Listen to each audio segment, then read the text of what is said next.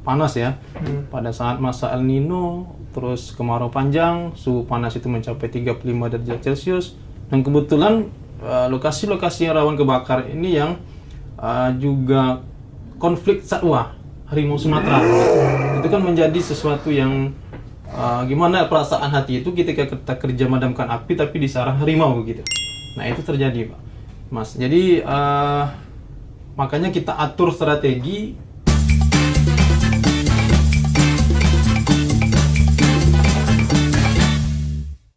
Halo Genris dan Sobat Gakum, selamat datang di Rimba Bercerita, bagian dari rangkaian Yo Talk Take Action 3 tahun 2026 dengan tema Don't Let It Burn, aksi generasi muda mencegah kebakaran hutan.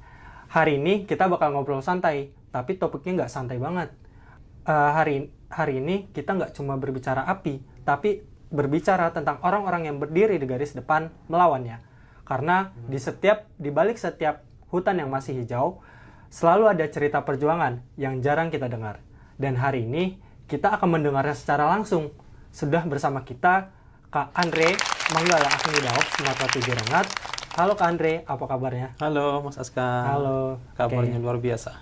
Alhamdulillah. Oke, Kak Andre, sebelum kita masuk ke dalam acara yang lebih lanjut,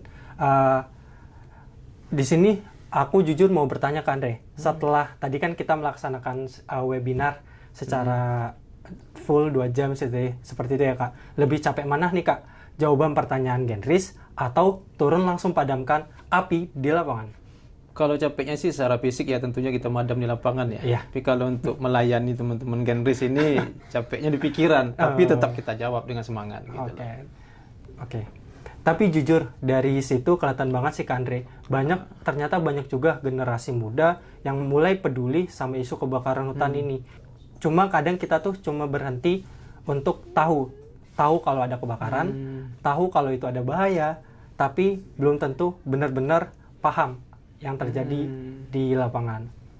Nah, makanya di obrolan hari ini kita nggak cuma kasih informasi ke teman-teman yang dengerin, tapi juga ngajak mereka untuk ngerasain sedikit gimana sih rasanya jadi Manggala Agni.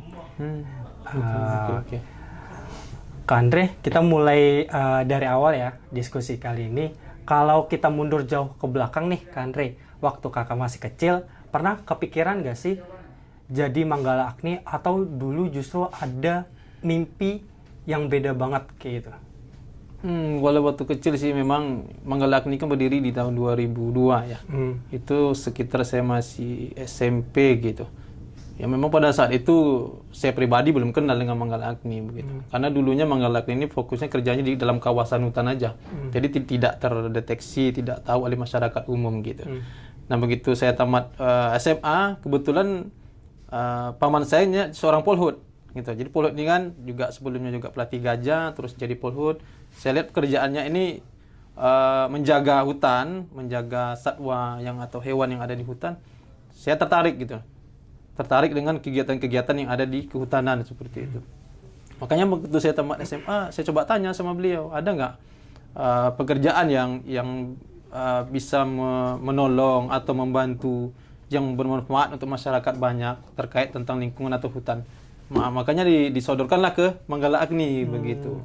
Masuk saya Manggala Agni tahun 2007 ketika itu. Nah, dengan siklus proses-proses terus berjalan, saya pelajari. Ternyata Manggala Agni ini bukan hanya madamkan api, ternyata banyak lagi kegiatan-kegiatan yang meliputi pencegahan, penanganan pasca, yang intinya bisa membantu dan bermanfaat untuk masyarakat banyak seperti itu. Oke. Gitu Mas. Baik, berarti untuk mencapai perjalanan di titik saat ini, Kak Andre, nggak instan ya, pasti ada proses dan ada belok-beloknya nih Kak Andre. Ya. Apa yang akhirnya membuat Kak Andre memilih jalan ini selama menjadi anggota Manggala Agni ya. Tentunya itu ada kepuasan tersendiri ya ketika bekerja di Manggala Agni ini. Pertama pada saat kita Manggala Agni melakukan kegiatan patroli ya. Patroli kita turun ke desa-desa terutama yang juga desa yang berbatasan dengan kawasan hutan. Kita melakukan sosialisasi, berbaur dengan masyarakat, itu chemistry-nya lengket banget gitu.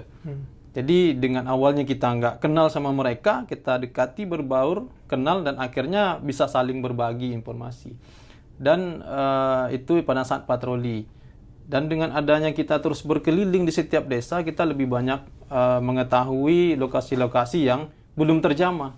Begitu. Mana yang lokasi yang rawan kebakaran, mana yang rawan konflik dengan perusahaan, mana yang ada konflik dengan satwa, begitu. Akhirnya kita tahu. Terus yang bikin lengket banget itu hasil dari capaian target kinerja seperti itu. Contoh terjadi kebakaran gitu. Kita kan punya target nih hariannya. Target ini harus tercapai padam gitu.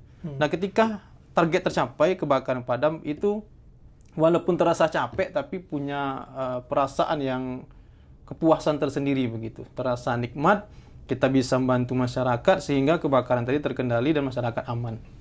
Begitu. Jadi di sanalah karakter saya yang dari kecil tadi pengen bekerja yang bisa bermanfaat untuk orang banyak. Begitu, Mas. Oke. Boleh jujur juga lagi nggak nih Kak Andre?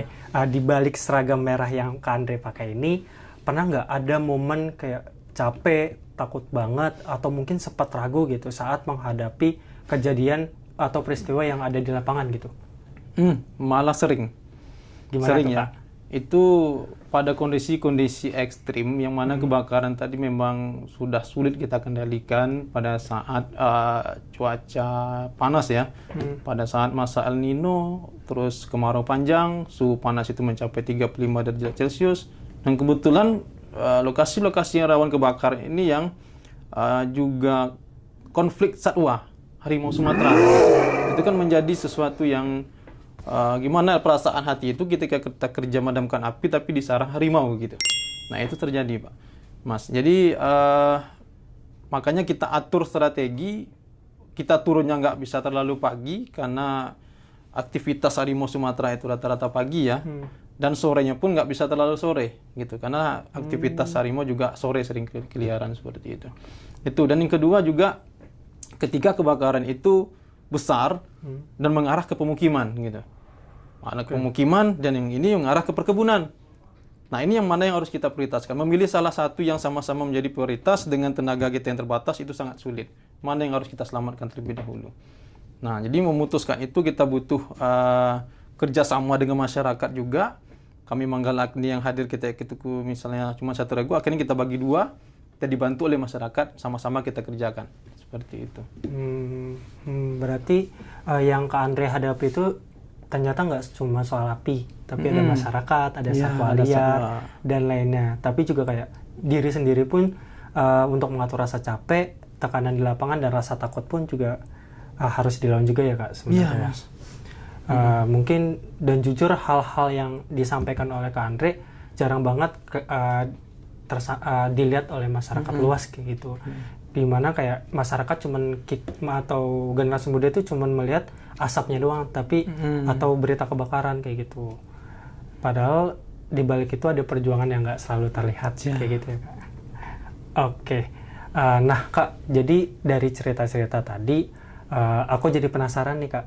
Sebenarnya di lapangan atau itu realitanya seperti apa sih? Karena jujur banyak orang-orang termasuk mungkin saya atau generasi muda di luar sana punya gambaran yang cukup sederhana tentang pekerjaan ini ketika nanti mungkin ada yang mau menjadi anggota Manggala Agni juga kayak gitu Kak. Ya mungkin barangkali untuk para generasi muda ya, seperti yang kita dengar juga pada saat webinar tadi, ada yang masih ada rada-rada takut ya, karena adanya resiko bagi untuk generasi muda ketika mau turun membantu Manggala Agni terkait pencegahan maupun pemadaman. Sebenarnya setiap pekerjaan itu punya resiko. Ya, apapun itu dalam hidup kita pun punya resiko. Namun yang penting jika hal yang kita laporkan atau yang kita buat itu adalah sesuatu yang benar, ya kan? Dan harus turun sendiri gitu lah, harus kita dampingi. Contoh misalnya teman-teman generasi muda baik sedang beraktivitas di area perumahannya, tempat tinggalnya, atau di tempat magangnya, atau di tempat pekerjaannya, jika butuh informasi terkait bagaimana cara sosialisasi ke masyarakat, atau bahkan menemukan masyarakat yang punya niat membakar. Nah, gimana cara melaporkannya, bagaimana tindak lanjutnya, seperti itu. Jangan semata-mata kita begitu ngelihat langsung ngelarang, itu nggak boleh. Dan harus hati-hati, cara penyampaiannya pun harus hati-hati, jangan sampai mereka tersinggung. Nah, untuk itu sebaiknya ya lapor dulu misalnya ke RT-nya, ke RW-nya, ke kepala desanya, seperti itu. Dan jika perlu, ketika generasi muda mau memposting atau mensosialisasikan ke media-media sosial ya, dengan benar-benar yang data yang valid gitu. Jangan yang hoax. Karena terkadang ada potong-potongan video yang, oh kebakaran besar di sini, ya kan? Ternyata tidak ada yang memadamkan. Nah ini karena gara potongan-potongan video tadi akhirnya diserang netizen. Nah seperti itu. Makanya generasi muda harus inovatif, kreatif dan benar-benar yang valid lah berita yang mau di-share tadi. Oke. Gitu. Berarti soalnya kebanyakan orang atau masyarakat dan generasi muda mikirnya gini Kak, menggalak nih, ada api, datang, padamkan, selesai. Sesimpel itu. Padahal nggak sesederhana yang kita kira kayak gitu tadi, kayak melakukan patroli, sosialisasi ke masyarakat dan deteksi dini. Jadi lebih ke arah bukan cuma reaktif, tetapi juga melakukan tindakan preventif kayak gitu. Iya, benar. Kak, kita juga sering dengar nih soal lahan gambut kayak gitu, terutama di daerah Rengat kayak gitu, yang katanya kalau terbakar apinya itu bisa bersembunyi di bawah tanah. Itu sebenarnya seperti apa sih Kak Andre? Ya, gini Mas Aska, kita bisa bedakan ketika kebakaran terjadi di tanah mineral dan gambut. Kalau di tanah mineral memang dia simpel gitu, cepat tapi cepat juga padamnya. Terkadang malah lebih besar kondisi api ketika di lahan mineral. Nah, beda cerita dengan di lahan gambut. Gambut ini juga bervariasi tergantung dari vegetasi yang ada di lahan tersebut. Semakin besar vegetasinya atau tumbuh-tumbuhan yang ada di sana, api semakin besar, penjalarannya semakin lambat. Nah, semakin kecil bahan bakarnya, semakin kecil apinya, tapi penjalarannya cepat. Nah, sementara di lahan gambutnya beda dengan kebakaran yang di permukaan. Kalau di permukaan dia terlihat apinya, tapi asapnya kecil. Tapi kalau di gambut, apinya nggak kelihatan, tapi asapnya banyak. Gitu. Makanya pada saat teman-teman Manggala Agni itu menyiram, kalau sudah senior dia sudah paham kali di nozzle man, dia sudah tahu itu tekniknya seperti apa, sehingga pada saat menyiram benar-benar mati gitu apinya. Tapi kalau nggak paham caranya, dia semprot selama apapun, sebanyak apapun airnya, tapi nggak tepat dia pada sasaran titik apinya, itu kelihatannya padam, asapnya nggak ada, tapi nanti sekian jam, 2 atau 3 jam, cuaca sudah mulai panas lagi, dia akan muncul kembali, begitu. Muncul kembali, nanti ketemu dia bahan bakar yang di atas permukaan, makanya muncul lagi lah api baru, seperti itu. Makanya harus paham dulu jenis gambutnya, terus teknik penyiramannya seperti apa. Makanya di tahap-tahapan yang ada di Manggala Agni itu, kita tidak cepat puas dengan pemadaman yang kita lakukan. Setelah pemadaman selesai, kita akan mopping up. Kita pastikan lagi benar-benar tidak ada api-api sisa yang masih menimbulkan asap, seperti itu. Oke. Jadi yang terlihat padam belum tentu benar-benar selesai kayak gitu ya. Apalagi terutama di gambut. Di gambut, bukan di lahan mineral. Betul. Ya. Nah, sekarang kan kalau kita lihat tadi dari luar ya kayak semuanya sekarang sudah serba digital seperti itu ya kan Re. Sekarang ada yang sudah banyak menggunakan teknologi ya Kak, kayak dari titik-titik hotspot kan sudah terlihat dari satelit kayak gitu. Dan mungkin kalau misalkan digunakan oleh Kementerian Kehutanan itu ada yang namanya aplikasi Sipongi. Ya. Tapi kalau di realita lapangannya Kak, apakah itu sudah cukup atau ada tantangan tersendiri sih Kak? Begini Mas, jadi satelit itu atau yang diterbitkan oleh aplikasi Sipongi itu nggak bisa mendeteksi semua kebakaran. Gitu. Ada suhu panas tertentu yang bisa dipantau oleh satelit. Kadang ada kebakaran yang nggak terpantau. Gitu. Makanya kita punya kegiatan patroli rutin, patroli mandiri, patroli terpadu ke daerah-daerah rawan yang sesuai dengan kondisional cuaca ketika itu. Makanya sering tim patroli itu dulu menemukan kebakarannya, baru besoknya terpantau hotspot. Kalau kebakarannya membesar seperti itu. Tapi biasanya ketika api itu masih kecil ditemukan oleh teman-teman patroli, itu langsung dilakukan pemadaman awal bersama dengan MPA yang ada di desa. Apinya jadi padam, akhirnya nggak terpantau oleh satelit seperti itu. Namun tetap kita laporkan. Dan terkadang ada juga dia titik hotspot palsu. Nah, bagaimana tuh Kak? Contohnya dia terpantau di suatu lokasi dan ternyata itu bukan kebakaran. Nah, itu biasanya di cerobong pabrik gitu, hamparan batu bara, terus di kawah gunung berapi seperti itu. Atau ada bangunan yang baru dibangun dengan atap atau seng yang baru, dan itu akan memantulkan suhu panas sehingga terpantau hotspot gitu. Dan untungnya di aplikasi Sipongi ini kan petanya peta satelit, itu bisa saat kita zoom kita bisa tahu posisi titik hotspotnya di mana. Kalau memang pas di situ ada bangunan pabrik, berarti pabrik nggak kebakaran gitu. Gitu. Menarik banget, berarti teknologi sebenarnya memang sudah membantu dalam memberikan data, tapi keputusan itu tetap ada di manusia atau di anggota Manggala Agni ya Kak ya. Selanjutnya nih Kak, dari semua yang kita bahas tadi, aku jadi kepikiran satu hal sih Kak, buat Gendris dan Sobat Gakum yang sedang nonton nanti. Yang mungkin nggak turun langsung ke hutan atau ke lapangan, nggak jadi Manggala Agni, nggak pegang alat pemadam, sebenarnya mereka bisa berperan sejauh apa sih Kak? Bisa sih sebenarnya. Kan kalau kita katakan itu Manggala Agni ya namanya instansi ya. Yang lebih bergerak bebas itu yang lebih supaya bisa berinspiratif, komunikatif dan kreatif ya gabungnya ke MPA gitu. Jadi MPA itu nggak terbatas, baik dia polisi, TNI, mau dia dokter, apapun pekerjaan dia, kalau dia di tempat tinggal dia bisa gabung sebagai MPA malah lebih bagus. Dia mensumbangkan saran, pendapat, ide. Dia sudah kuliah S1, S2 gitu, dia bisa merangkul masyarakat yang ada di sekitar rumah dia dan dijadikan MPA, itu malah lebih bagus gitu. Terkadang begini, begitu kadang permasalahannya itu oleh Manggala Agni kita nggak bisa deteksi, karena Manggala Agni itu kan kita tertumpu di wilayah kerja aja, di pelosok-pelosok wilayah rawan kita nggak bisa tercover semua oleh masyarakat. Peduli Api inilah menjadi garda terdepan kita, sumber informasi yang akurat dan cepat dan bisa bergerak dengan bebas di lapangan dengan kreatif mereka sesuaikan dengan potensi yang ada di desanya sendiri seperti itu. Jadi generasi muda dari Gendris dan juga Sobat Gakum ya barangkali bertempat tinggal yang kebetulan tempat tinggalnya daerah rawan kebakaran itu bisa gabung dengan MPA. Nah, MPA ini kan perpanjangan tangan dari Manggala Agni nih. Begitu bisa kita silenkan antara Manggala Agni dengan MPA seperti itu. Berarti sebenarnya kontribusinya itu nggak harus selalu besar ya Kak Andre ya? Nggak harus nunggu jadi petugas dulu, nggak harus nunggu langsung turun ke lapangan ke lokasi kebakaran.